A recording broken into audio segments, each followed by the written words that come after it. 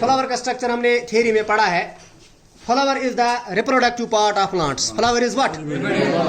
Reproductive part of plants. अभी आप देखो इसमें नंबरिंग की हुई है, आप इसको गौर से देखो। ये जो ये ऊपर वाला स्ट्रक्चर है, ये इसको क्या कहते हैं? स्टिग्मा। इसको क्या कहते हैं? स्टाइल। इसको क्या कहते हैं? This is ovary, right? So this is stigma, this is style, this is. नीचे आप नंबरिंग देखो, यहाँ लिखा है एंथर स्टिग्मा, ठीक है। फिर एक दो तीन वहां लिखा है कि कौन सा पार्ट क्या है, इसका नाम लिखा है। ये जो हमने यहाँ देखा स्टिग्मा है, स्टाइल है, ओवेरी है। What is this? Female reproductive part of flower. क्या है? It is also known as collectively it is called pistil और it can be termed as carpel, right? और it can be termed as gynoecium. इसको क्या कहते हैं? इसके बाद आप यहाँ देखो, यहाँ ये इसको क्या कहते हैं? सभी आप देखो, दिखता है बोल, क्या कहते हैं इसको? फिलामेंट। इसके ऊपर ये देखो आप, क्या है ये? बाइलोब्ड एंथर है। ये एंथर है, ये क्या है? ये फिलामेंट। एंथर और फिलामेंट को मिला के ये क्या बनाता है? मेल रिप्रोडक्टिव पार्ट और it is called as androecium. इसको क्या कहते हैं? ठीक है, चलिए। एंड्रोशियम का काम क्या है? ये जो एंथर्स है इनका काम क्या है? ये हमने पढ़ा है। क्या है इनका काम? इनका काम है पोलन ग्रेन बनाना। जब पोलन ग्रेन बनेगा, when pollen grain will be ripe or it will be mature at two celled stage, this pollen grain will get transferred from anther to stigma। ये यहाँ से उठ के यहाँ आएगा। अगर सेल्फ पोलिनेशन होगी तो खुद होगा, लेकिन अगर क्रॉस पोलिनेशन है तब जाके इसमें क्या होंगी? It will involve agencies. It will involve. अगर वाटर के जरिए पोलिनेशन होगी उसको क्या कहते हैं? अगर इंसेक्ट्स के जरिए होगी एंटोमोफाइली। क्या? पढ़ा है हमने थ्योरी में, याद है आपको?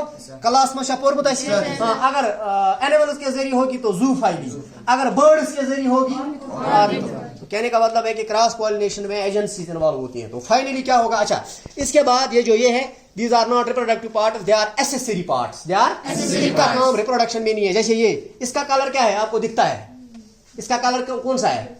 इसका कलर ग्रीन है। They are sepals. They are sepals. एक को सेपल कहते हैं, लेकिन जब ये वर्ल बनाते हैं फ्लावर में उसको क्या कहते हैं? कैलेक्स। हाँ, इनका काम है फोटोसिंथेसिस करना और फूड तैयार करना, बस।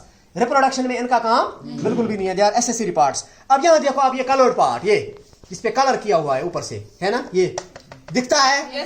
इसको क्या कहते हैं? पेटल्स। एक को पेटल कहते हैं, लेकिन वर्ल को क्या कहते हैं? करोला।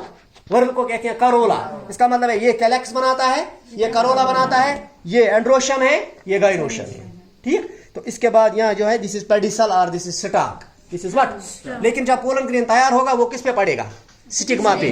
चाहे सेल्फ पॉलिनेशन हो या क्रॉस हो, दोनों सूरतों में पोलन ग्रेन को कहाँ पहुंचना है? स्टिग्मा पे। इसके बाद स्टिग्मा पे होके एक बनेगा एक ट्यूब, जिसको हम क्या कहते हैं? Pollen tube. अब ये पोलन ट्यूब किससे नीचे जाएगा? थ्रू स्टाइल, क्योंकि स्टाइल अंदर से हॉलो होता है, ठीक? ये ट्यूब की एंट्री होती है धीरे धीरे कहाँ? इस ओवरी में। और ओवरी में लगा है ये, इसको हमने क्या कहा? ये जो ये येलो पार्ट है, नहीं, एम्ब्रियो सैक। क्या है? यहाँ सेल्स बनी हुई है जो हमने पढ़ी है, अगर आपको याद होगा।